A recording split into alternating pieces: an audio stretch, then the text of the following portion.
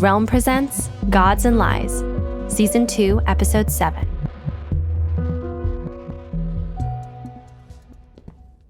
Elbada led everyone into a small, quiet tea room tucked several corridors away from the loud renovations in the ballroom and her mother's boisterous shrine.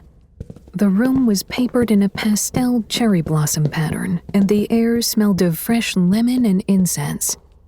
A plaster statue of herself, barely 2 feet high, brooded in a corner. I realized with a start that this was likely Elbada's shrine.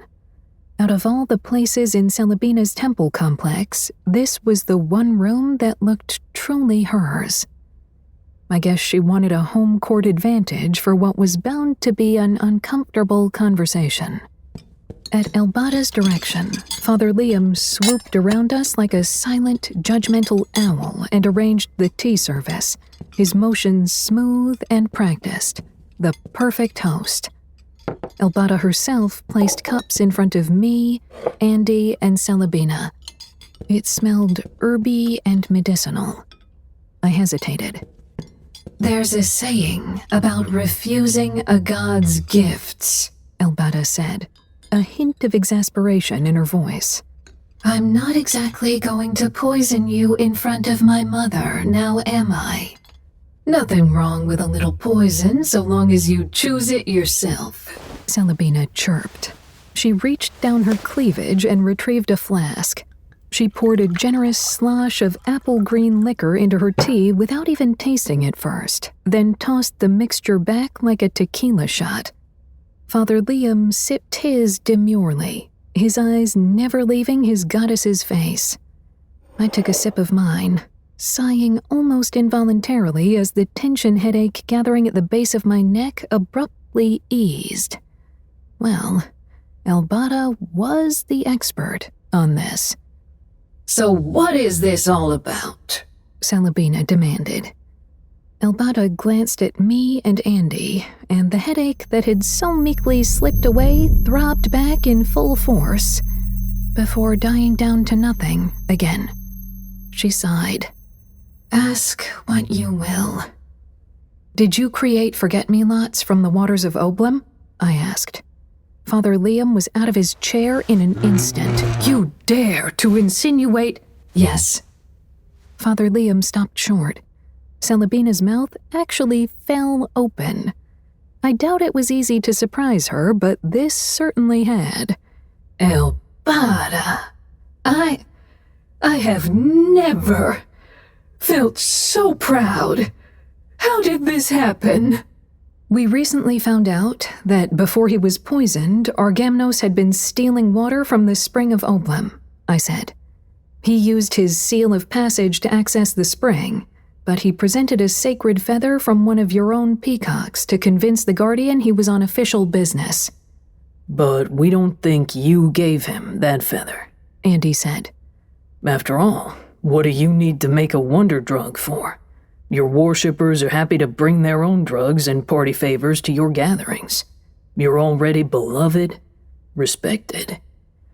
Elbada, on the other hand..." "You overstep yourself," Father Liam snapped. "She may not have the most worshippers or the largest priesthood or a temple of her own, but she—" "Oh, shut up, Liam." Father Liam's mouth shut with a snap at Elbada's rebuke. "Apologies, my lady. I only meant—" "If you wish to honor me, attend to your duties. Outside." Ducking his head, the priest fled the room, muttering. Celebina, meanwhile, looked over the moon. "My daughter, the genius behind the Pantheon's most mysterious party drug. Why, I could just burst with maternal delight. Why ever did you hide such a thing? We should celebrate. My high priestess has a particular petting zoo on speed dial. 3 mothers above us, do you even hear yourself?" Elbada snapped. "Why not just offer me up to the 3 mothers with a golden apple in my mouth? That's not going to happen," Celebina said, speaking over her. She waved an airy hand at Andy and me. "None of what they've said is proof. It's a lovely theory, very thrilling, but nothing concrete." I shrugged. Why not admit it? You're right. We've got nothing. Banrix has nothing, although he came close. He did catch Argamnos with the water, even convinced him to turn in his accomplices in return for immunity. But Argamnos was poisoned before he could. Good. Salabina's eyes darkened and her gold-painted nails lengthened into claws. I leaned back involuntarily. It was easy to forget that Salabina's aspect included wildness and chaos as much as joy and celebration. The nerve of that smug, self-serving little half-breed. Just stop it, Mother! Stop it! Elbada screamed, loudly enough to cause the windows to rattle. He's as much a god as you or I. The Three Mothers decreed it. This surprising burst of emotion from the level-headed goddess of regret brought the room to a standstill. In the quiet, Andy said, "You were his +1, weren't you?" "What are you talking about?" "Banrux told us that Argamnos only agreed to turn in the Forget-Me-Lots crew in return for immunity for him and one other person. You were that other person." "Oh, Elbada," Salabina said, in tones of deep disapproval. "His mother's a sylph. He loved me, and unlike you, he didn't treat me like a glorified assistant," Elbada retorted. "We were equal partners. He handled the water, I handled the chemistry. With the popularity and capital from Forget-Me-Lots, we could have set up my own temple, so I could properly build my following instead of forever wallowing in your shadow." "Did you know Argamnos was making a deal?" I asked. "He told me," Elbada said. "At the Golden Gala. I was so angry with him, for being so careless, for getting caught, for ruining our grand plans. I said things to him before he left. Awful things." Her head bowed, her face as carefully blank as marble. "I would have acted differently if I'd known what would happen next." "Then help us," I said. "Help us find out who poisoned him." "And Banrux is reasonable," Andy added. "He'd likely offer you the same deal he offered Argamnos." "You mean if I turn in my accomplices? Diaphrides I could part with, but I would also lose my entire priesthood." Elbada huffed out a sardonic laugh. "All 5 of them." Something sparked at the back of my mind. "Father Liam included?" "Wait, Diaphrides was involved?" said Andy. Elbada nodded. "No one knows how to spread gossip faster than her while keeping her own nose clean. She helped us get the word out about Forget-Me-Lots when we were just starting out."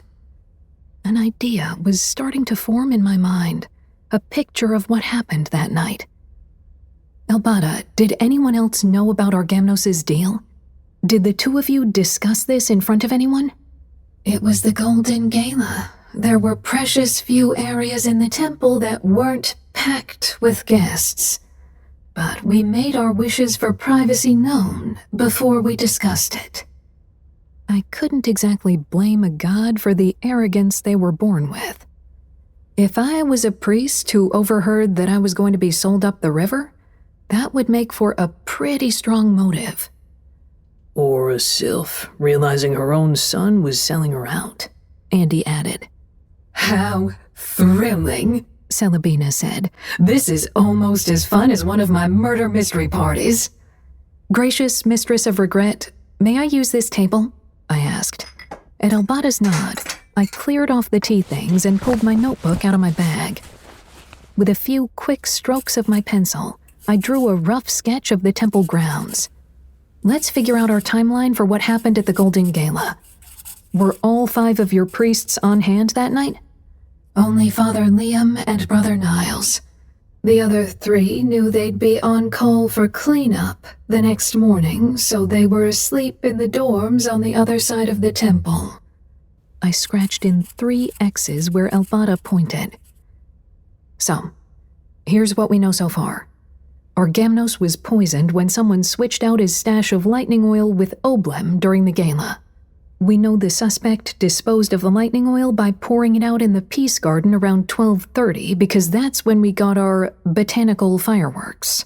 That's what happened? Oh, Elbada, do remind me to have someone order lightning oil when we get a spare moment.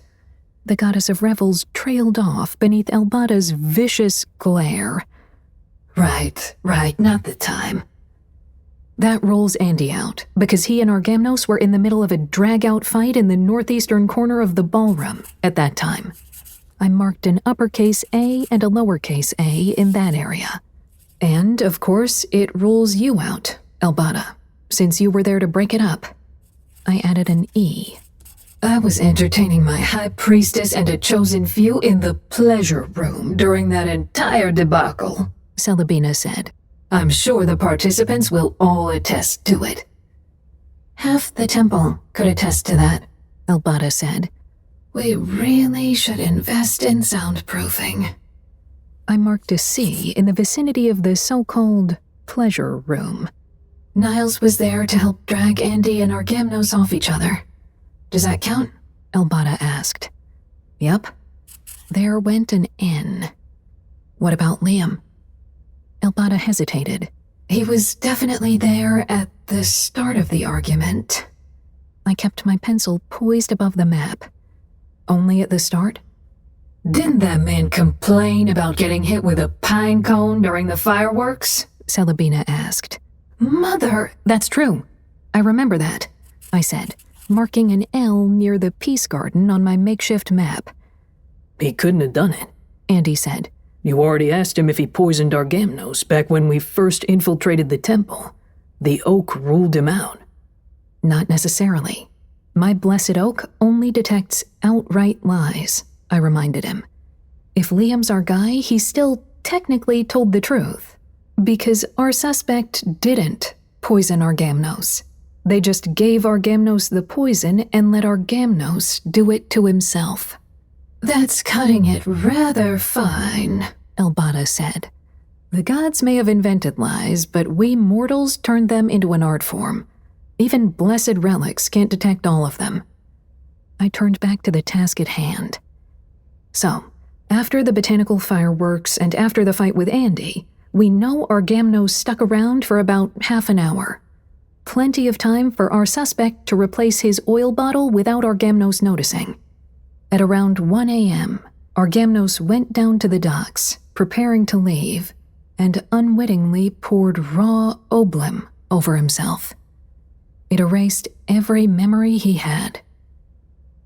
A beat of silence reigned around the little table. So what are we thinking? I asked. Where was Diaphragms during all this? Elbada asked. Noting the chorus of shaken heads and shrugs, I put a D with a question mark in the center of the map.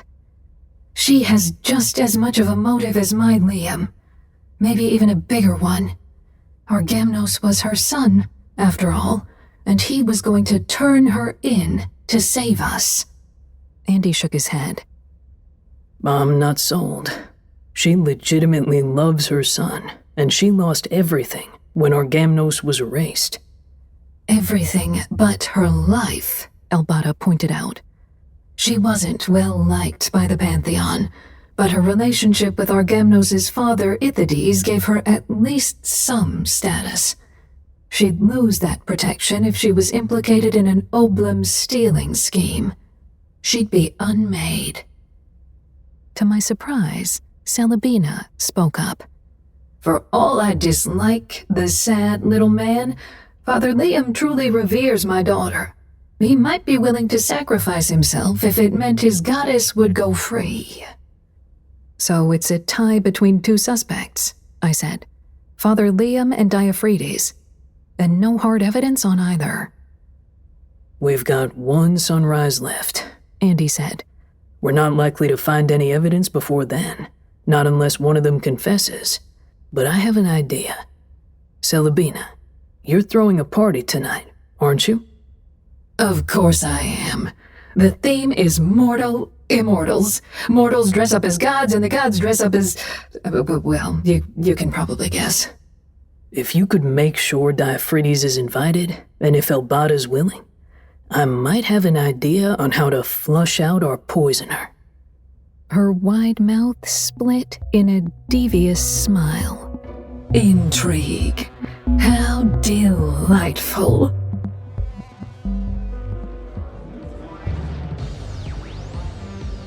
Any sign of Diaphragtes? Iris shouted over the music. Not yet, I shouted back. We stood by one of the mezzanine balconies overlooking the dance floor. It was already 2:30 a.m., and so far, no sign of the sylph. Maybe she'd refused the invitation, or maybe she was already here and had been for hours. That was the problem looking for a being made of wind, who can make herself invisible if she so chose. Here's hoping she chose to adhere to Celebina's dress code for the night. Iris certainly did. The theme was trading places. Gods as mortals, mortals as gods. Iris was dressed as Themia. She wore a crown of oak leaves in her hair and twined around her blessed oak, along with a tight pleather bustier that Amelia had couriered over from her own wardrobe. I reminded myself to send a thank you note to Amelia when all this was over, if we were still around. I dressed a little more casually, in a dapper tailored blazer over a Henley, with my hair looped up into a topknot. I was a demigod. Which side of the fence was I supposed to dress as? I'd spent my life straddling that fence. Besides, I already knew how good I looked. No point in gilding the lily, right? I glanced up at the skylights. It was too dark to see the Grimmers circling past, but I could sense them. That was the reason Amelia had to send over our party attire. The blood-hungry eagles had descended on the temple not long after Banrux dropped us off to interrogate Elbada. Their numbers and their noise increased by the hour. The party guests thought it was all part of some soon-to-be-revealed stunt, but Iris and I knew better. Our time was almost up. If the sun rose and we didn't have Argamnos' poisoner dead to rights, not even the goddess of revels herself could keep the Grimmers out of her temple. Banrux came up behind us. Diaphragtes is here. He looked incredibly uncomfortable in pink board shorts, a white tank top that said, "Are we having fun yet?" and novelty-sized sunglasses with neon yellow frames. He had adjusted his form to more humanish dimensions, and he still looked completely out of his element. But you couldn't go to a Celebina party if you didn't follow the theme. You sure? She's dressed as a cheerleader. He angled his head to the dance floor, and I could just make out the cheerleader uniform seemingly floating around by itself. Should we proceed with the plan? Give it about 20 minutes, Iris suggested. We might give the game away if shit happens the moment she arrives. Do we have eyes on Liam? He's making the rounds as usual. Thanks for this, by the way, I said. For helping. Not at all. I'm looking forward to providing the three mothers with a positive outcome on the case. Saving your life and that of your friend is merely a bonus. The ridiculous sunglasses hid a good portion of his face, and the rest looked as implacable as ever. Was that a joke? I see I require more practice with humor. I shall try it more often. Wait, was that a joke? But Banrux was already walking away from me to set our plan into motion. Exactly 20 minutes later, probably right up to the second, Banrux made a beeline for Elbada, who was supervising the erotic balloon animal station. Elbada, daughter of Celebina, goddess of rue and regret, Banrux boomed. The music cut out with an audible record scratch, and everyone turned to stare. I'm here to bring you to the Pantheonic Council for judgment. Elbada was dressed as, I assumed, an accountant. She wore a silver-gray pantsuit and cream-colored blouse. Her hair was twisted into an unassuming chignon. On what grounds? You know what you have done. The three mothers see all. Out of the corner of my eye, I spotted a shaven-headed figure pushing through the crowd. Liam spotted. On it. Iris slid down the banister to the dance floor and cut through the crowd to head him off. I'm not the one you're really looking for. Elbada's voice sounded tight and shrill, even for a goddess. Role-playing had never been one of her aspects, but she was trying her best. What if we made a deal? I'll tell you all I know about all of it, about everyone. There it was, the bait. Our Gamnos had been poisoned for planning to expose the group. Now Elbada was threatening the same. Even from the height of the balcony, I could see Liam stumble in his tracks. But where was? My ears popped with a sudden change in air pressure. I realized a millisecond too late, and the flat of a dagger pressed itself against the back of my neck. I heard Diaphragtes whisper, like the rasp of sand blown across concrete. Hands up, pretty boy. Got it, I said. Below us, Banrux was herding Elbada out of the ballroom, a frantic Liam in their wake.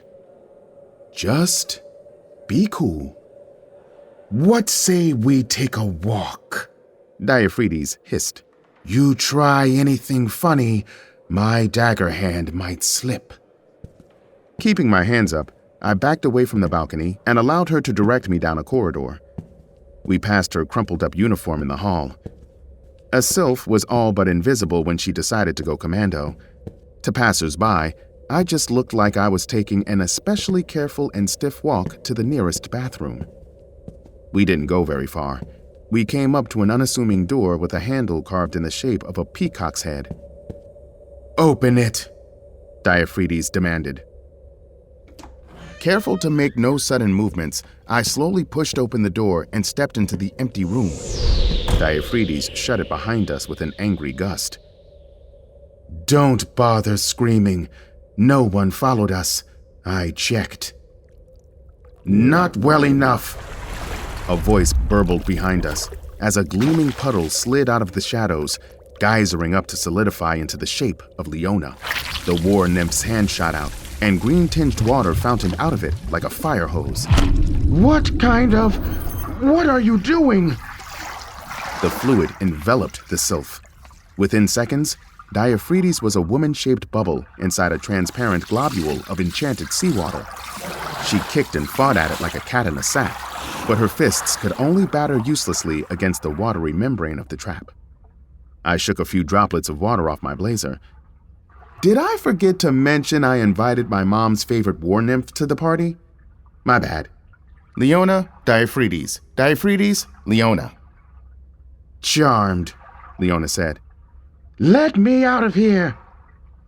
That would not be wise, Leona said. Yeah, I'm inclined to agree.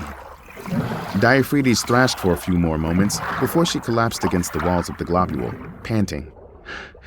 Doesn't matter anyway. Just because I didn't get a chance to cut their meat for them doesn't mean the Grimmers won't eat you come sunrise. My surprise must have shown on my face. Yeah, I know about your little right. I keep my ear to the ground. It's nothing but what you deserve for what you did to my son.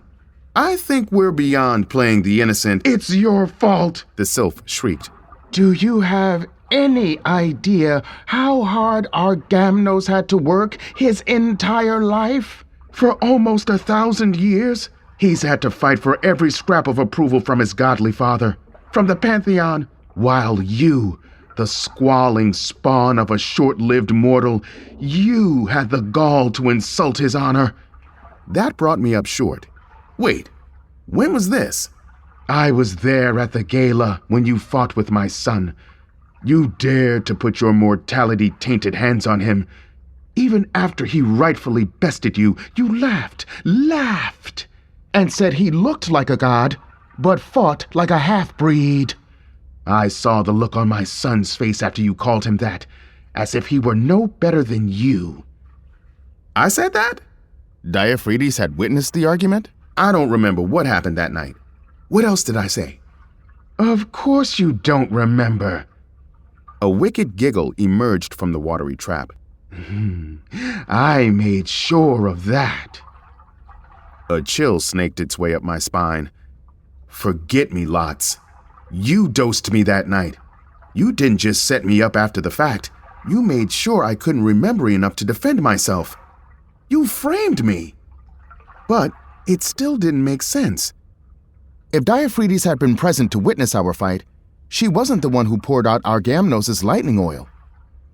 You as good as killed him anyhow, Diaphragms said. You drove him to it. You and everyone else who treated him like garbage, like anything less than the god he rightfully was. Someone deserved to pay for what happened to him. I won't have it get out that he did this to himself. Someone needs to pay. The last word came out as the desperate howl of a storm and the globule of water twisted and rippled as if echoing her agony. Wait, I said. You saw what happened to him, didn't you? I asked him what he was doing, Diaphragms whispered, and her airy form curled in on itself. When he caught me following him down to the docks, he said he was sorry. He said he loved me, but that he had to do it. He said he was thinking about his future, and then he poured that oblum all over himself. Her body heaved with sobs, and the globe of water shook in sympathy. Why would he do it? Why? How could I not see how much pain he was in? You thought he was trying to destroy himself? Leona said. Mother unmake me. That explained so much. My heart twinged in reluctant empathy. And you framed me to what? Spare his reputation? Someone deserved to pay, Diaphragms muttered. I knelt down beside the trap and looked into what I hoped were Diaphragms' eyes. Leona, let her out. Trust me on this. If you're sure. Leona waved her arms, and the trap dissolved into vapor around us. Beads of condensation sparkled on Diaphragms' shaking form. Hoping I was making the right choice, I said, Argamnos didn't destroy himself. Someone switched out his lightning oil with oblum without his knowledge. What? He was poisoned, Diaphragms. Just not by me. You're just saying that. Diaphragms' breath hitched. Telling me what I want to hear. I have hours to live. What do I stand to gain by lying to you? Who? Still dripping with seawater, she scrambled to her feet. Who did it? With any luck, I said, we're about to find out.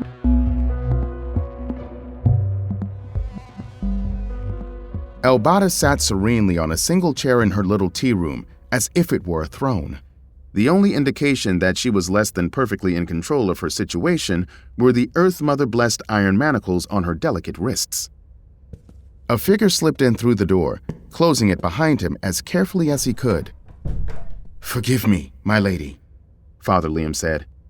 I have failed you. Elbada bestowed a benevolent smile upon him. Do not despair. Banrux, son of the Tempest, has offered me a reprieve in return for sacrifices. Father Liam's head popped up. Sacrifices? Someone needs to be punished for despoiling the spring of Oblum, but it need not be me. If I turn over my priesthood and the Sylph for righteous judgment, I shall be spared. Rejoice, my faithful priest. Rejoice? To suffer for your faith is a great honor.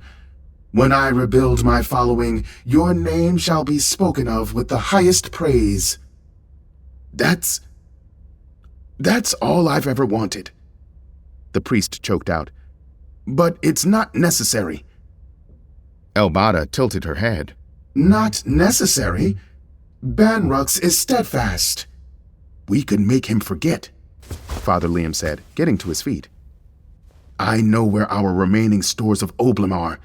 He cannot report us to the Pantheon if he cannot remember his own name. You would do that for me? It is no small thing to attack a god. She reached out her hands, brushing Liam's cheek tenderly. His eyes closed in ecstasy. I've done it before. The priest's eyes opened, and they burned with fanatical fervor. If Argamnos had truly loved you, he would have sacrificed himself to protect the operation. But no, he wanted you to give up your priesthood, your dreams, your ambitions, all to save his own skin. So, I took care of him. You poisoned Argamnos for love of me. Yes, yes. And once Banrux is out of the way, we can truly be together. Elbada's mask slipped, and real anger flitted across her face. It was like seeing cracks spiral out in a frozen lake you realize, too late, isn't as solid beneath you as you first thought. But you are a mortal. Haven't I always been there for you? Didn't I bring you more followers? I attracted my own followers. Elbada's eyes went black. I am celestial. You are meat. Why in the Three Mothers' names would I touch you? Now Father Liam's mask slipped, and the spiteful, thwarted desire behind it twisted his face into something hideous. Fine, then. He reached into his robes, and before Elbada could react, he splashed her with a bottle of violet-tinged liquid. The goddess's face sagged into a perfect O of blank shock. Then, a second later, she blinked and gazed down at her sodden robes with a look of disgust. Please tell me this is enough evidence for you. A floral wallpapered panel in the tea room slid aside, revealing Iris, Banrux, Diaphragmes, Leona, and me. We'd made it back just in time to see the show. Liam swung around to stare at his goddess. Elbada raised her hands, and the iron manacles dissolved into smoke. You tricked me? Even I can play a part when the occasion calls for it, Elbada said.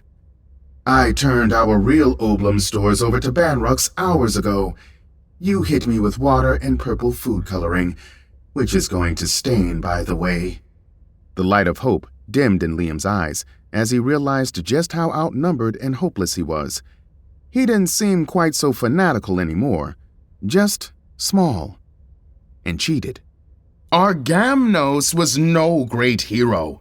He was willing to sell his own mother out. It was the right call, said Diaphragmes, surprising me. I've lived longer than many a sylph. I got to become the mother of a god.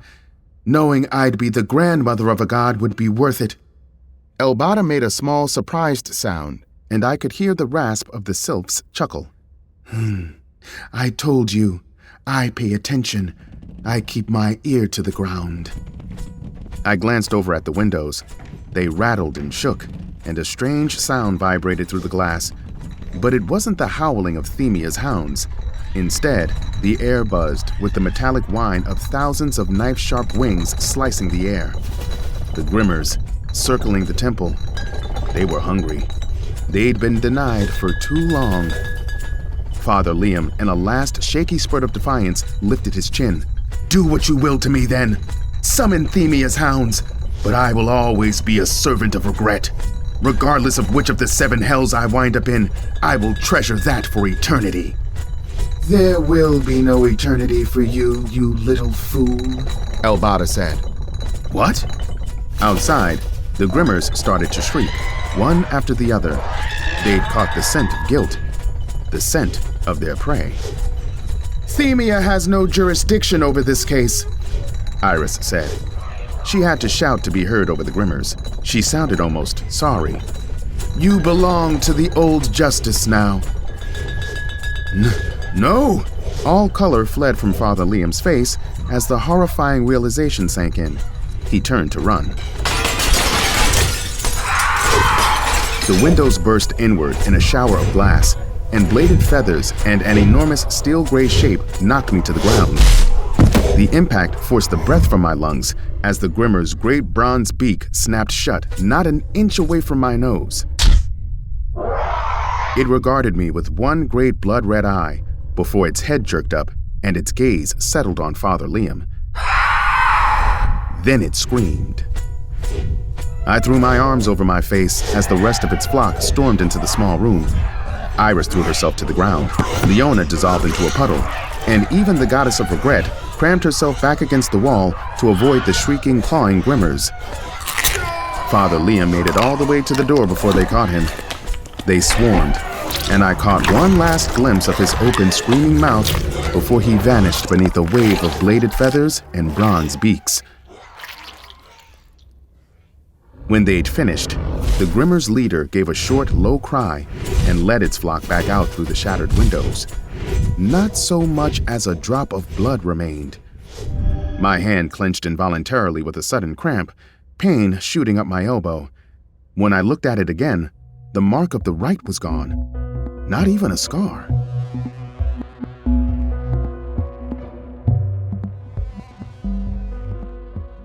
One month later. "You sure you want to do this?"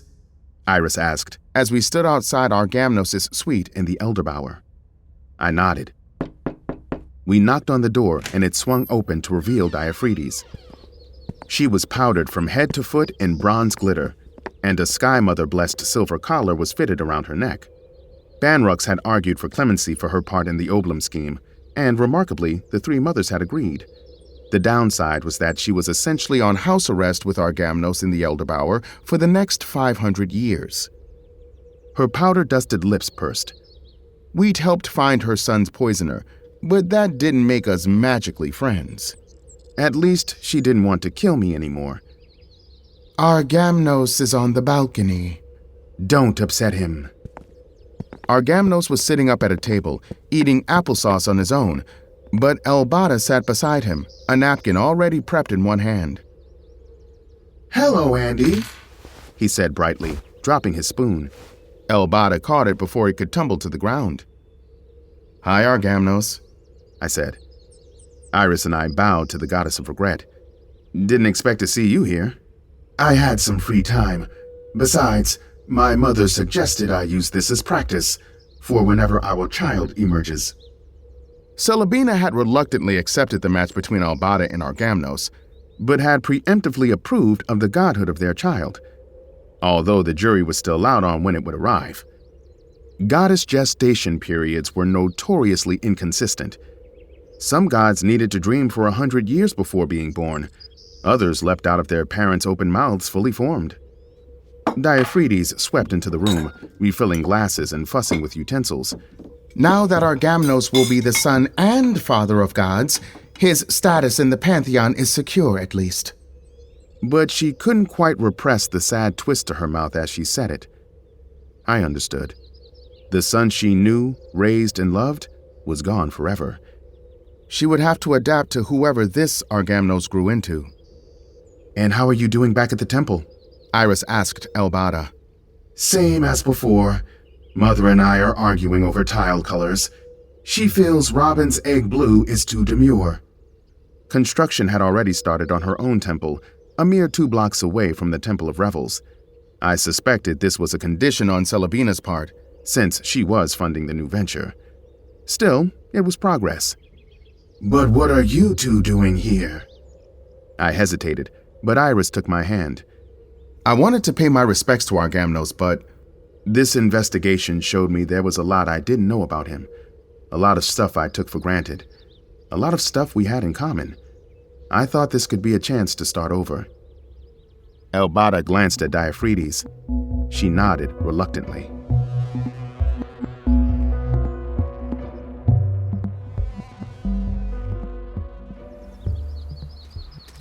"So, how do you feel?" I asked Andy as we left the Elder Bower behind a few hours later. "What are your plans now?" Plans? He sounded like he'd never thought about it too hard. I definitely have plans. I nudged him playfully, and he mock stumbled. "Come on, you're the Pantheon's hero of the hour. You've had a month to reacquaint yourself with all the perks of being the Sea Mother's son. What's next?" Inwardly, I promised myself I wouldn't be disappointed by whatever he said. We'd made great partners, but he'd turned to investigating as a way to make ends meet after losing his mother's favor. Now that he had it again, he had no real reason to continue pursuing justice. And demigods weren't allowed to join Themia's priesthood, anyway. This case gave me a lot to think about. Orgamnos and Banrux, they dedicated their lives to winning the Pantheon's approval. Was I any different for doing everything I could to win Mom's disapproval? I don't want to be a fuck-up anymore, but I don't want to toe the Pantheon party line and be happy with scraps, either. I'm thinking I might ask Banrux to train me. He's the Inquisitor for the Pantheon. You're like an Inquisitor for mortals. Maybe I can use both halves of me to do some good. Andy, that's a great idea. As the world grew more modern, the lines between gods and humans blurred. It would be helpful to have contacts on both sides to ensure justice for all. Andy turned to me and smiled. But that's in the long term. For short-term plans, I want to take you to dinner. Somewhere nice, classy. Cloth napkins and crystal and everything. I couldn't stop myself from smiling, and I didn't try. Are you serious? Hells yeah, I'm serious, Andy said.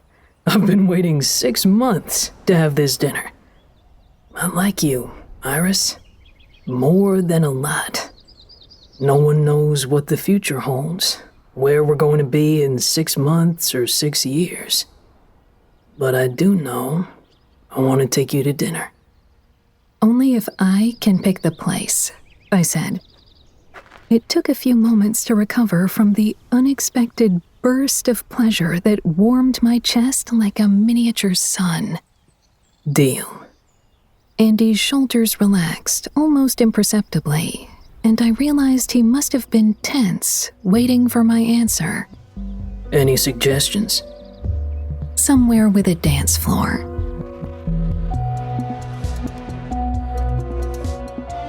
You're listening to Gods and Lies Season 2 by Elizabeth Vail, starring Carrie Height and Sarah Malo Christensen. Produced by Realm, your portal to another world. Realm, listen away. Gods and Lies is created and written by Elizabeth Vail. It is produced by Marco Palmieri and executive produced by Molly Barton.